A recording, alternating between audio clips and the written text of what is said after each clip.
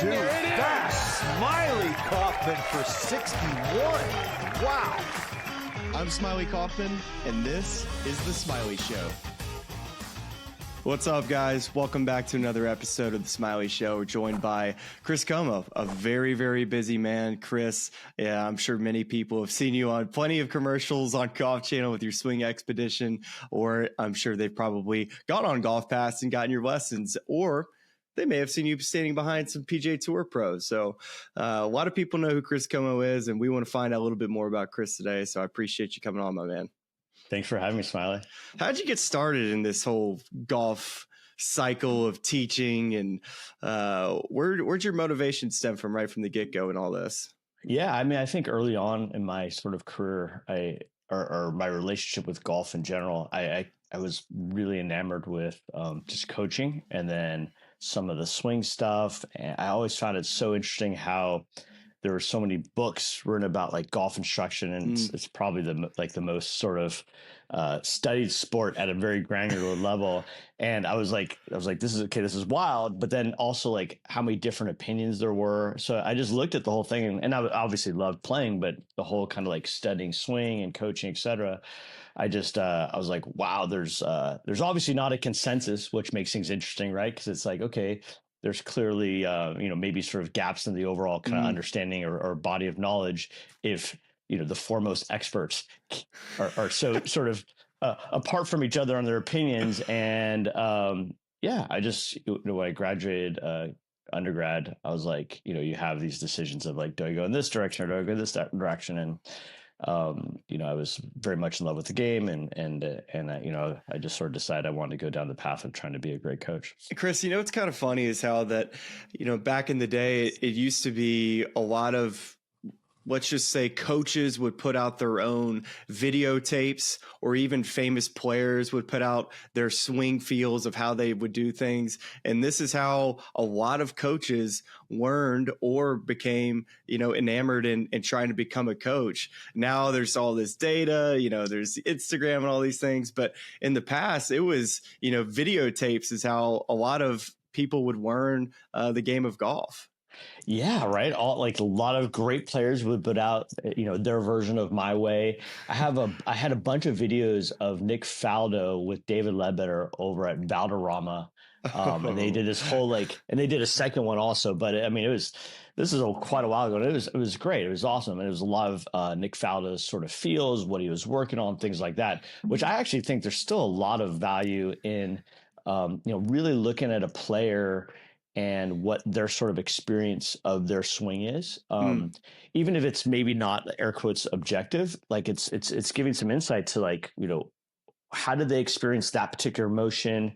There's certain things that we can't measure, like in the whole air quotes, new sort of era of measurement world. We're still able to measure a very small percentage of what's happening. Right. And I think if you kind of I don't know if you remember that old TV show Columbo, if you kind of sort of play detective and really kind of listen to things, you can sort of pick up things and somewhat fill in the gaps of stuff. I really feel like as a teacher, one of the more a really important window for me was hanging out with Tiger and just kind of hearing his experience of his swing, say back in 2000. So we would look at a ton of footage of his swing back then, and then just how did he experience that? And that was just, super illuminating. So I definitely I think that sort of window where people had produced kind of their own experience of their game, I still think has a lot of value in today's era of modern instruction with data and TrackMan and 3D, et cetera. So you graduate from college and you said you had a decision to make. Were you inspired by a certain coach to get into coaching? And was there somebody that was doing it a different way that made you look at, like you're talking about, these gaps and how there's matchups of things that people can't quite measure? Was there somebody that really pulled the strings on Chris Como and said, hey, there's a whole lot to learn here in this? I think in terms of seeing that this could really be a viable career, I remember being out at Valencia Country Club. It was the year I guess it had to have been the year that they had the PGA at Riviera. Yeah. And then they moved it, the LA or I think it was maybe the Nissan Open at the time. I don't even remember, but they moved it to Valencia for 1 year. And Nick Faldo was out there with Ledbetter, and I was more interested in getting, I was like a kid, right? I was more interested in getting Ledbetter's autograph than Faldo's autograph. That's when you know. Yeah. So, but it's like that whole guard of, Butch and Jim McClain and, Mike Adams. And, there's just so many of them, like, guys like that maybe weren't as like mainstream, but like Jimmy Ballard, like they built like really nice brands and careers for themselves. I say brands, there was no such brand, didn't mean anything back then, but like they built like really nice sort of careers for themselves. And, to me, it was like, okay, this could be kind of like a career path. And then I feel like the fact that there wasn't sort of this consensus from a person like me who's like kind of analytical and saying, is it worth going down a path where you can maybe, contribute, make an impact? The fact that there wasn't a consensus told me that there was opportunity to kind of like, if you worked hard, maybe you could like help push sort of the body of knowledge forward in a way. So I wouldn't say I would say collectively, the fact that people bickered all the time is actually what was inspiring. So Chris, biomechanics in the game of golf, it seems like this is where you kind of were able to mix golf and the science behind the sport. Who did you hook up with from a biomechanism standpoint to where you were able to kind of get underneath the hood of a car, talking about these professional athletes, and be able to really dive into exactly what these players are doing well and what they could even do better? Yeah. So the first part of my career, I went down I went and worked for Led for a while. I traveled the country and watched a bunch of different people teach, spent a couple of years following Mac O'Grady doing his thing, Hank Haney. So the first window of my career was like trying to, learn either directly from some of these teachers or, indirectly in whatever way you could, or watch them teach or whatever. And I ended up in Dallas. Adam Schreiber was a huge early mentor. I mean, it's still like a really good friend. So I ended up in Dallas, and a friend of mine was doing his PhD in exercise physiology at a local university. And they had this crazy biomechanics lab at the university where they had force plates and, 3D cameras, Vicon cameras. And they were studying, I think they're studying like sitting volleyball and like dance. They weren't doing golf at the time. And, I went there, and the head of the department, Dr. Young Hoo Kwan, just developed a friendship with him. And that evolved into me bringing golfers to collect data at the university.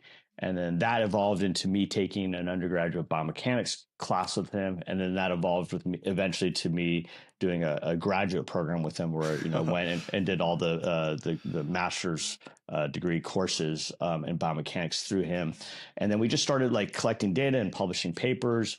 And, in my mind, I think sometimes people like make too much of like the air quotes measurement biomechanics world. But like in my mind, I look at it as like this. It's like, okay, if you're swinging a golf club 100 plus miles an hour and trying to hit a golf ball, 300 plus yards, it makes sense to understand a little bit about like sort of the physics involved with that. Okay. Yep. And that's where it's like, what are the forces, et cetera, and torques that are getting in the club, impact stuff. That's for like launch monitors, TrackMan, things like that. It's like, why wouldn't you want to learn that a bit? And then just like the straightforward physics of it. And then if you're using a human body to do it, why wouldn't you learn a little bit about sort of the constraints of what the human body can do? And that's essentially what biomechanics is. And then from there, it becomes, okay, what tools can you use to measure those things a bit? And that's where you have like force plates and 3D motion and launch monitors, things like that. But that's all just sort of like measuring what's happening. That doesn't necessarily explain why one guy's really good and another guy's not really good. And that's where there's still kind of like this ongoing, how do you like continue to do research to understand that better? And I think that's going to last well past my lifetime. So that's a never ending thing. But this is where, you put the biomechanics in one bucket, but then it's like, there's the bucket of great teachers who've just figured it out through massive trial and error. Like, to me, it's like, I like learning from them because in the trenches, they figured things out.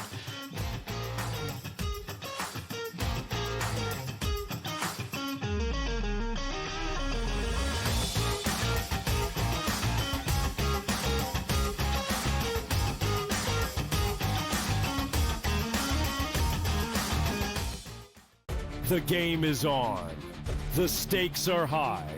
But the action isn't just on the field. He's rearranging that ring. Get it inside! SportsGrid's in-game live. Your ultimate second screen experience. A little flyer, couple of 18.5 point live line. Every prop, every play, every day. Anything can happen. That's complete chaos. It's smarter to be on SportsGrid. The team we expected to be a national championship frontrunner all season long and even before the big dance. That is the Duke Blue Devils. I don't care that people are like, oh, anticlimactic. You have the 4 best teams lined up, superstar coaches, young coaches, old coaches, veteran teams, young teams. This has got a lot of great storylines heading to the Final Four this weekend. Only on SportsGrid.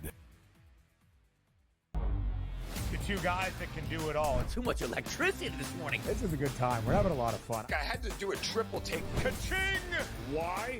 Because of parity. I didn't mean to offend. Yeah, it's not going to happen. Load management is a dirty word. Let him rip. You know what? Circumstances provide the results. What? How do you do this once? Oh, Donnie, you got such a good show there. A network that is booming. The early line. Only on SportsGrid. 4 number ones, 4 champions, 4 teams that battled and clawed their way here. But here's the thing about 4 number ones. Only one can truly be number one. Incredibly difficult. When the stakes are highest, there's only one place to get all your betting insights. SportsGrid. We've got you covered until only one remains. It's smarter to be on SportsGrid.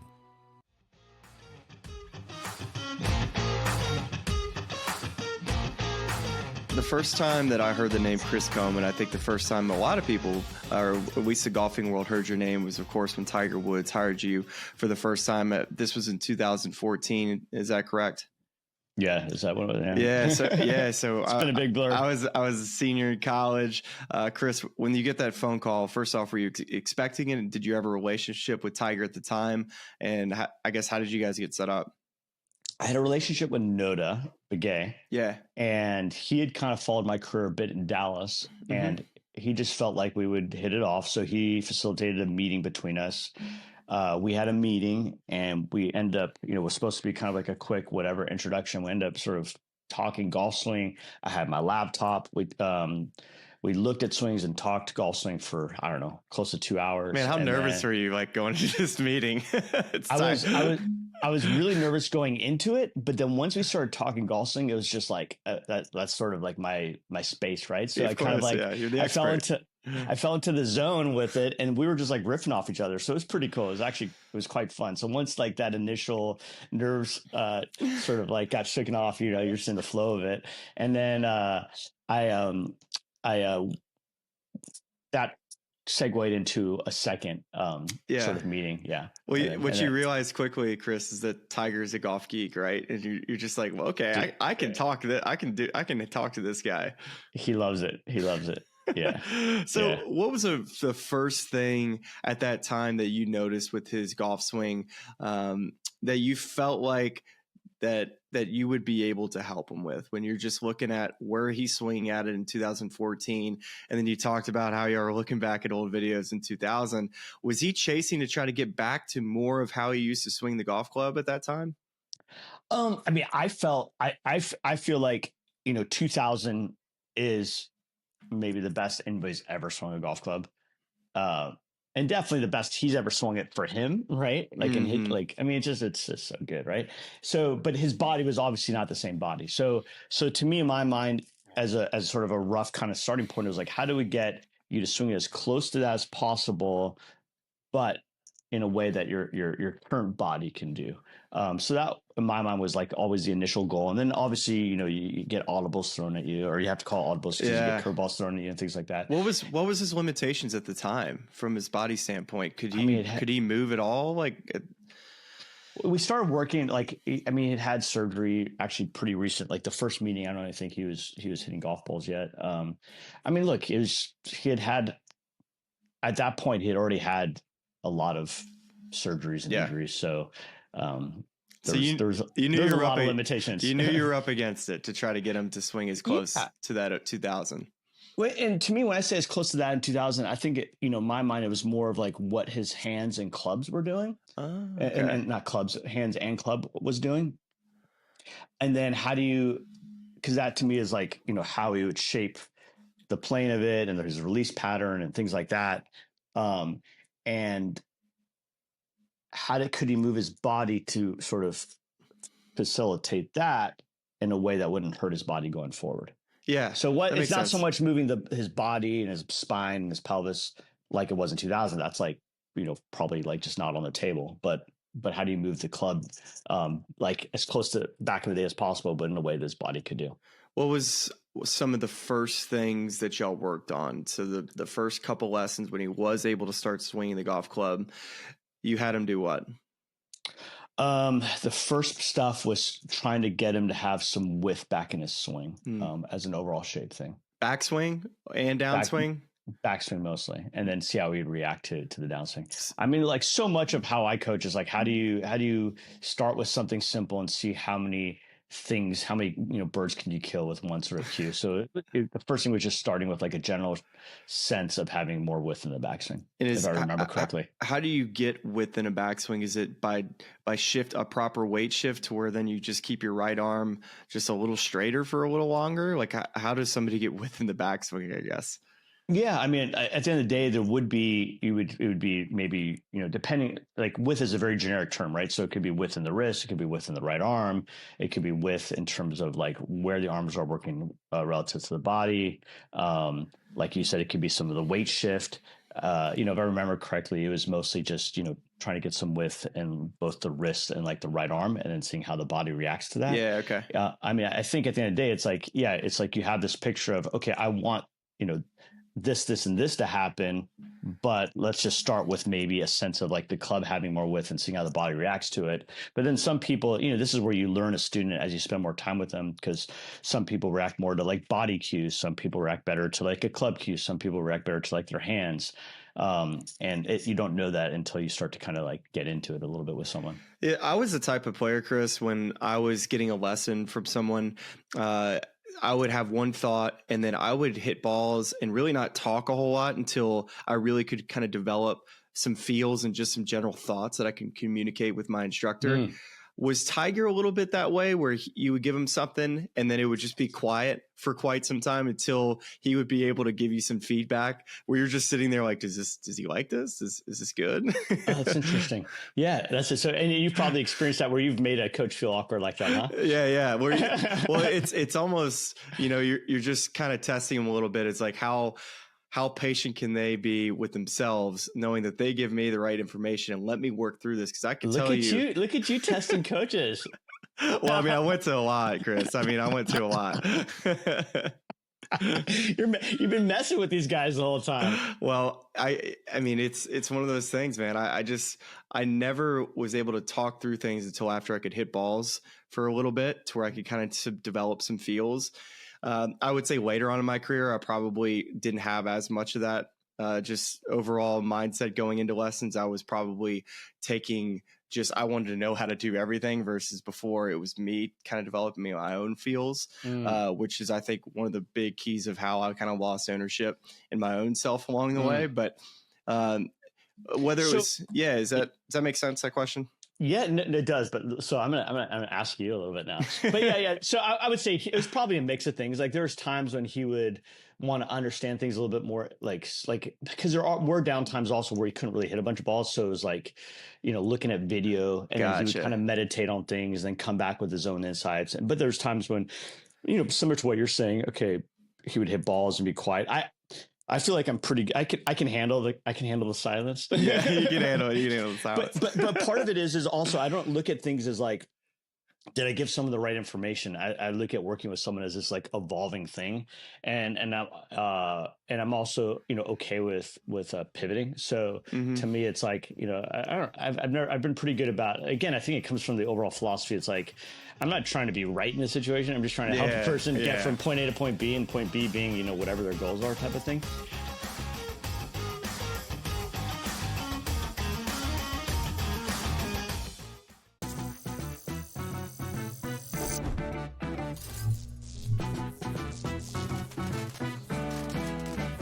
a tip for my fellow golfers and gamers.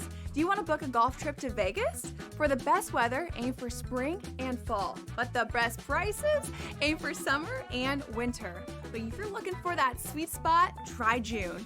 You get the August prices without that scorching heat. See you in Las Vegas. Let's get lucky. The two guys that can do it all. Too much electricity this morning. This is a good time. We're having a lot of fun. I had to do a triple take. Ka-ching! Why? Because of parity. I didn't mean to offend. Yeah, it's not going to happen. Load management is a dirty word. Let him rip. You know what? Circumstances provide the results. What? How do you do this one? Oh, Donnie, you got such a good show there. A network that is booming. The Early Line, only on SportsGrid. These guys are barreling everything right now that are hitting well. Pitching is usually ahead of hitting this time of year, but torpedo bats is what we're reading about, Tom, and I think it's hilarious. Will the pitching be out in front, or are the bats actually this strong? So it's going to develop over the course of weeks. And again, if all teams have the ability to do so, be creative with it and get out there and use it. Game time decisions, only on SportsGrid.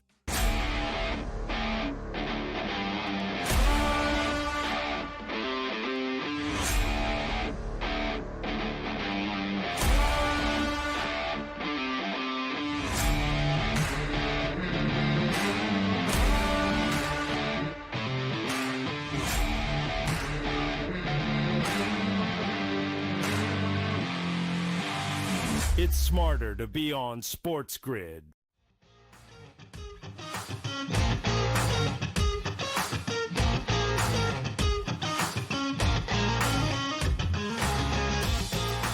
But so that's interesting. So early on, when you would get lessons, you would kind of have like that sort of scenario, but then later on you were kind of more like trying to understand it intellectually, and then like, is that how you would say things shifted a bit? Yeah. Which at the end of the day is like, that's not the goal of a good player, is to understand it intellectually, right? The goal is to play good. The goal is to play good.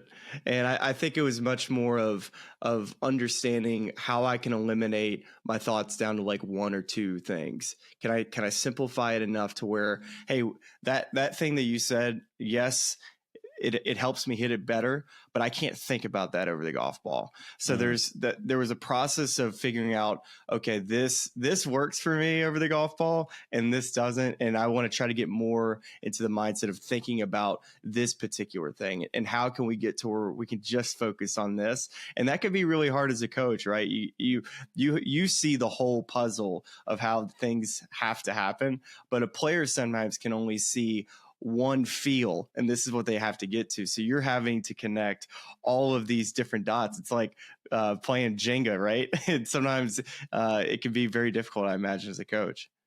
Yeah, and then there's even like, what does it feel you can do under pressure? Which, you know, obviously Yes. needs some pressure to sort of test that, but that's sort of like the next kind of like version of what you're saying. And then, yeah, I mean, I think, and it's like if someone for whatever reason needs to make a pretty big shift in their golf swing, I feel like the timing of things is really important too, where it's like, you know, you want to pick windows like in the season or off season or whatever it is to like to bite off certain things. And then, you know, sometimes like if you have room, you can cycle through stuff where it's like you can make maybe a little bit of a shift in certain parts that you both know aren't going to necessarily translate to like in a tournament, like as a feel. Totally. But then you start to settle in on, okay, everything else is like you're saying, the big puzzle, everything else is a place that fits well. But how do you now settle in on where it matches to this cue? That's something you feel like you can do like under pressure type of thing. So Tiger might not be the answer here from 2014, 2017, but so often or so many players have come and seen you over the years, Chris, where you're constantly giving them advice, you're giving them lessons. Has there been a player, whether it was Tiger or someone else, that has given you advice, or you found that you learned something from that player that you've been able to kind of implement in how you coach players moving forward? I mean, I'd like to say everybody. Yeah.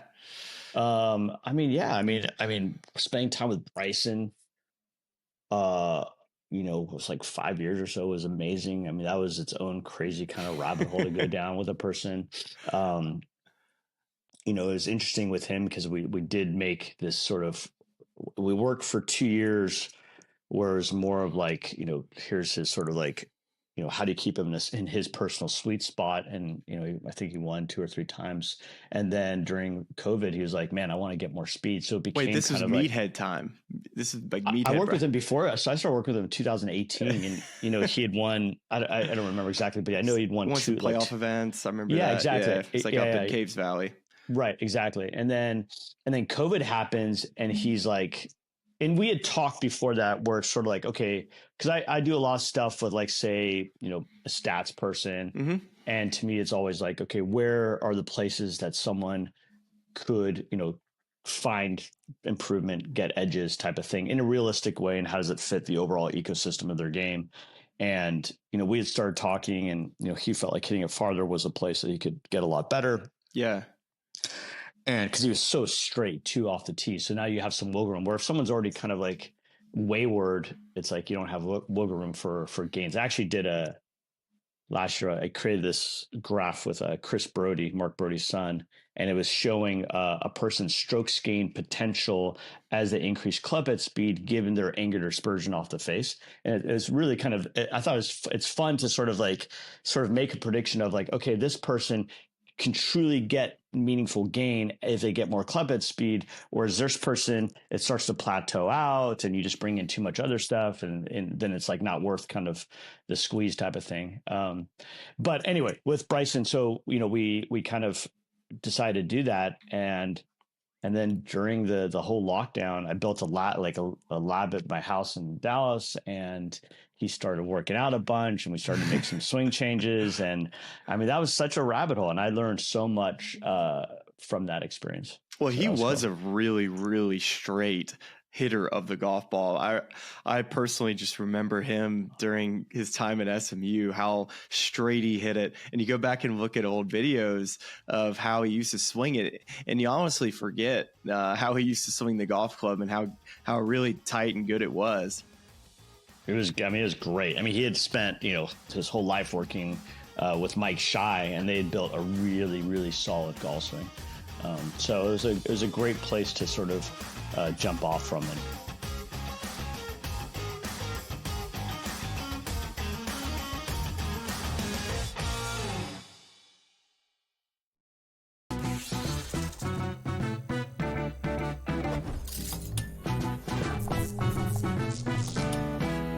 We all know nothing beats the energy of playing live roulette in a casino, but playing roulette online sure does have its perks. At the casino, you'll average 40 to 50 spins per hour, but online, you're looking at 100 to 150. The more spins, the more chance of wins. Now, go get lucky. See you in Las Vegas. Let's get lucky. 4 number ones, 4 champions. 4 teams that battled and clawed their way here. But here's the thing about 4 number ones. Only one can truly be number one. Incredibly difficult. When the stakes are highest, there's only one place to get all your betting insights. SportsGrid. We've got you covered until only one remains. It's smarter to be on SportsGrid. The game is on. The stakes are high. But the action isn't just on the field. He's rearranging that ring. Get it inside! SportsGrid's in-game live. Your ultimate second screen experience. Just a little flyer, couple of 15.5 point live line. Every prop, every play, every day. Anything can happen. That's complete chaos. It's smarter to be on SportsGrid.